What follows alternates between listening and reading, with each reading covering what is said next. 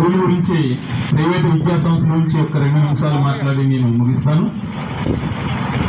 విద్య ఎంత ముఖ్యమైనది మన జీవితంలో అంటే, భక్తకు కాదు గోచర మహర్నిశము సుఖపుష్టి చేయు సకీర్తి ఘటించు విద్యయను దివ్యధనం అఖిలార్థ కోటికి బుద్ధిగనిచ్చిన పెరుగు రోగి యుగాంతపు వేళనైనా భర్తలు ధనాధికులు పట్టున గర్వము మాను గొప్పగున్ అని మహాకవి భర్తృహరి గారు చెప్పారండి.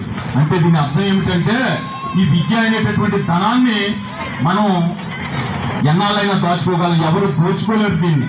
మన దగ్గర 1,00,000 రూపాయలు ఉంటే, మన దగ్గర 10 కాసులు బంగారం ఉంటే దారి దోపిడీ దొంగలు మనల్ని ఆపి అది దోచుకుని వెళ్ళిపోవచ్చు.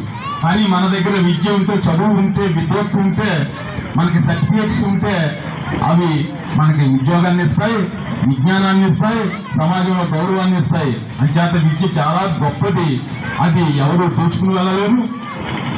అలాగే అది ఇతరులకు ఎంత పంచిపెట్టినా సరే తరిగిపోదు. మన దగ్గర ఉన్నటువంటి విద్య ఎంతమందికి చెప్పినా సరే, ఒక ఉపాధ్యాయుడు, ఒక అధ్యాపకుడు ఎంతమంది విద్యార్థులను తయారు చేసినా సరే ఆయన ఇంకా విద్యావంతుడు అవుతాడు తప్ప ఆయన విద్య తరిగిపోదు. అలాగే అప్పుడు భర్తలు ధనాధికుల పట్టున గర్వము మాను కొట్టుకోగున్నాడు.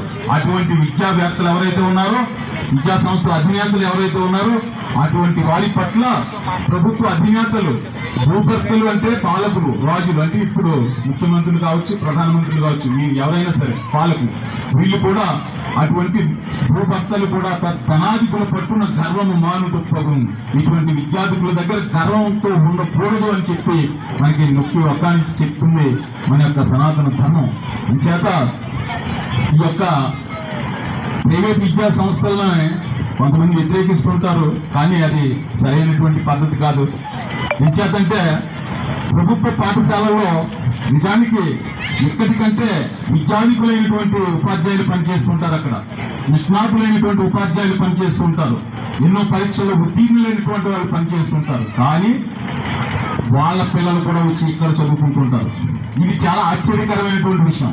నేను అనేక సందర్భాల్లో ఆగస్టు 15కి, జనవరి 26కి మా రంపయారంపాలెం జడ్పీఐ స్కూల్లో కూడా ఇదే మాట్లాడుతూ ఉంటాను. వాళ్ళ ఎదురుగానే చెప్తాను నేను, ఉపాధ్యాయులు, హై స్కూల్ ఉపాధ్యాయులు, మీ యొక్క వైఫల్యం, మీ యొక్క అసమర్థత, మీరు సిగ్గుపడాలి. మీరు ఎక్కువ చదువుకుని కానీ మీ పిల్లలు కూడా వేరే చోట చదివిస్తున్నారు, ఇక్కడికి పిల్లలు తక్కువ అవుతున్నారు, ప్రైవేట్ స్కూల్కి ఎక్కువ అవుతున్నారంటే మీరు ఒకసారి ఆత్మ పరిశీలన చేసుకోవాలి. మీలో చిత్తశుద్ధి లేదు, మీలో నిబద్ధత లేదు అని ప్రభుత్వ ఉపాధ్యాయులను నేను ముక్కుసూటిగా మాట్లాడడం జరిగింది. అది నిజం కూడాను.